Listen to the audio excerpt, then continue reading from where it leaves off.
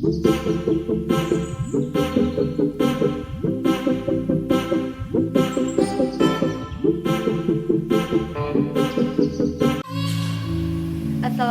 warahmatullahi wabarakatuh. Saya Fajar Pratiwi di sini akan menjelaskan tentang bentuk-bentuk bentang alam. Bentang alam sendiri adalah kenampakan alam seperti bukit, gunung, pantai, lembah, dan juga gurun. Bentang alam ini dapat terjadi karena adanya proses geomorfik. Proses geomorfik adalah proses yang terjadi karena adanya kontak dengan alam seperti tanah, air, angin, dan juga vegetasi. Proses geomorfik ini sendiri dapat terjadi dalam waktu yang lama dan ada juga yang dapat terjadi dalam waktu yang sebentar. Faktor-faktor yang mempengaruhi pembentukan bentang alam yaitu ada dua, faktor iklim dan juga faktor batuan. Geomorfologi sendiri adalah ilmu yang mempelajari tentang peloman permukaan bumi, termasuk di dalamnya mempelajari tentang proses pembentukannya. Proses geomorfik dibagi menjadi tiga. Yang pertama yaitu proses eksogenik, yaitu proses yang terjadi karena adanya tenaga dari luar bumi seperti angin, air, dan juga es. Yang kedua yaitu adalah proses endogenik, yaitu proses geomorfik yang terjadi diakibatkan oleh tenaga dari dalam bumi seperti vulkanik, keluarnya magma dari dalam bumi. Yang terakhir yaitu adalah proses ekstraterrestrial atau proses geomorfik yang terjadi karena akibat adanya dari angkasa luar. Di sini saya akan menjelaskan beberapa bentang alam berdasarkan prosesnya. Yang pertama yaitu bentang alam aluvial. Bentang alam aluvial adalah bentang alam yang terbentuk dari proses yang berkaitan dengan air, permukaan atau aliran sungai. Yang kedua yaitu bentang alam struktural. Bentang alam struktural adalah bentang alam yang dihasilkan atau dikontrol oleh aktivitas tektonik seperti lipatan dan juga patahan. Yang ketiga yaitu adalah bentang alam eolian, bentang alam yang dipengaruhi oleh angin. Dan yang terakhir adalah bentang alam glasial, bentang alam yang dipengaruhi oleh aktivitas es atau glacier. Bentuk bentang alam aluvial yaitu ada tiga. Yang pertama yaitu Sungai Muda. Sungai Muda ini bercirikan erosi yang vertikal efektif, relatif lurus dan mengalir dari atas batuan dan tidak adanya sedimentasi dan penampangnya itu berbentuk V. Yang kedua adalah Sungai Dewasa.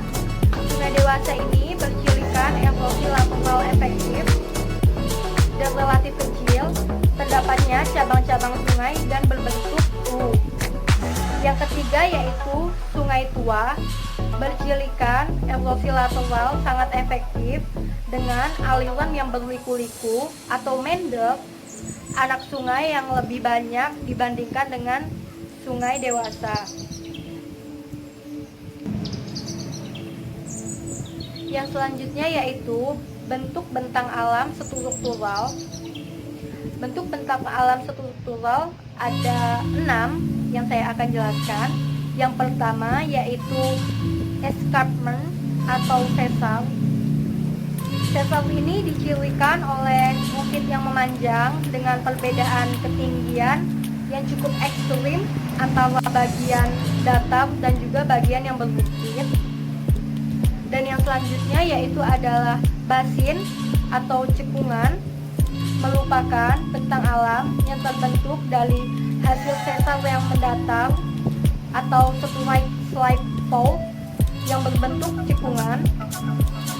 Dan yang ketiga yaitu adalah stream offset atau sungai zigzag, merupakan sungai yang arah alirnya berbelok secara tiba-tiba mengikuti bidang patahan. Morfologi ini disebabkan oleh pergeseran bukit di zona sesar yang mendatar. Yang selanjutnya yaitu adalah folded mountain atau bukit lipatan. Morfologi ini dicirikan oleh susunan perbukitan dan lembah yang berpola sejajar. Dan yang selanjutnya yaitu adalah synclinal valley atau bukit sinclin, merupakan bentang alam yang berbentuk lembah yang tersusun dari batuan sedimen dengan struktur sinclin. Bukit ini biasanya di tengah-tengahnya itu ada lembah yang cukup curam. Dan yang selanjutnya yaitu adalah plato. Plato merupakan bentang alam berbentuk dataran yang menyerupai meja dan tersusun atas lapisan-lapisan. Yang selanjutnya yaitu bentuk-bentuk bentang alam eolian. Di sini saya akan menjelaskan dua bentuk bentang alam eolian. Yang pertama yaitu adalah dune, merupakan bukit yang terbentuk sebagai hasil dari timbunan pasir oleh hembusan angin. Dune akan sangat dipengaruhi oleh kuatnya hembusan angin dan juga kecepatan angin. Dan yang selanjutnya adalah loess, merupakan daerah yang luas dan tertutup oleh material-material halus yang terbawa oleh angin. Bentuk bentang alam yang selanjutnya akan saya jelaskan yaitu bentang alam glasial. Bentang alam yang tadi dipengaruhi oleh aktivitas es atau adanya gletser. Bentuk bentang alam glasial, di sini saya akan menjelaskan dua. Yang pertama yaitu sirkuit, merupakan bentukan destruksional berupa ledok berundak. Umumnya terletak pada bagian atas lembah yang dalam, dan sirkuit itu dicirikan oleh sedikitnya massa es yang terdapat pada cekungan. Adapun cekungan tersebut sangat dipengaruhi oleh batuan dasarnya.